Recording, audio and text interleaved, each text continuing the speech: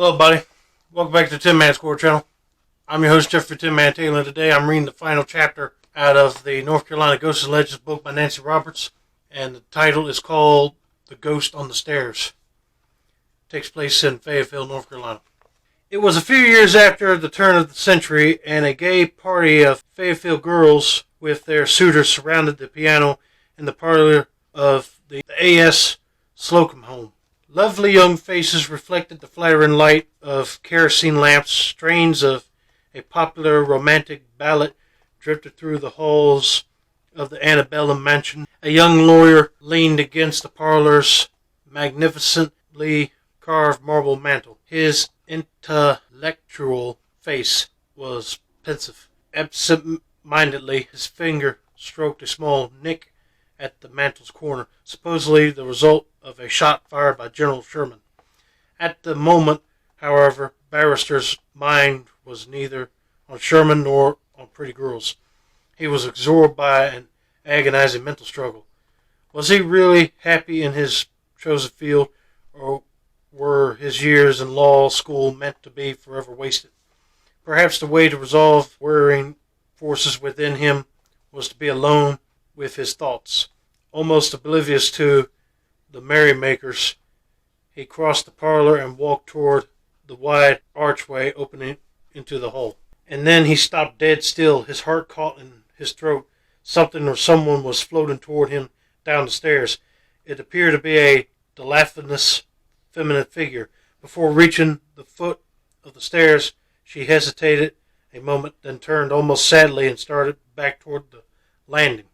Yeah, here's a picture of what he's describing. A ghostly female silhouette going down the stairs, and then she stops and starts to go back up. I'll be wondering who that is, but let's just continue on and see if they say. There was the flutter of filming black, and all at once she disappeared as if round in an invisible corner. Overcome with amazement, the young man went out into the cool spring night. In the past, he had listened with amused skepticism to the strange stories told of the old house. Built in 1800, the house was used for a short while during the 1820s as a United States bank. Oh, wow. There were rumors during the Civil War that the old bank vault was the entrance to an underground passageway to the Cape Fear River. Hey, if that place was still around, I would like to see if that is true, but I'll be scared if, the passageway sunk or collapsed in, and it'd be hard to get in and out. A man had supposedly been murdered there before the war between the states, and his body hidden in the basement bank vault. Some said that his fiancée, dressed in mourning, went up and down the long stairway searching for her sweetheart. Many years have passed since our friend saw the apparition on the stairs. Later, the house resounded with the happy footsteps of young career women. Living in this beautiful old home run by the Women's Club, they took little thought for the ghost of yesteryear. Okay, so that's who it was, the fiancée of a murdered man.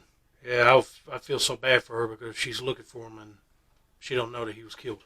Occasionally they paused to admire the handsome oil painting done by the famous artist Elliot Dangerfield. His father owned the house during the 1860s.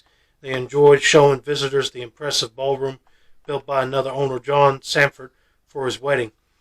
But the walls know countless secrets. They have heard many sounds, the echo of General Lafayette's boots, the tinkle of gold coins in the bank vault, the hushed voices of Confederate soldiers, the boisterous shouts of occupying Yankee troops, the dull thud of carpet bags dropping in the hall. The marble mantel in the parlor still has a soft sheen imparted by the hands of Italian workmen long years ago. How much have its skillfully carved figures seen? Without a doubt, they know of the lady in black and her story. And what of the young man who saw her? He gave up his plans for a law career and entered the ministry. The end. It happens sometimes. People see a spiritual apparition, then they might go into a different path of serving the Lord instead of going into law or working as a police officer or some other career. But I'm glad that was a short story, and I finally finished North Carolina Legends book by Nancy Roberts. So I hope you guys enjoyed this video. Don't forget to like, subscribe, turn on those post notifications for more book reading content like this. This has been another successful installment of the Tin Man's Quarter channel. I'm your host, Jeffrey Tin Man Taylor. I say that's a wrap. Have a nice day, and happy Halloween early to all of you.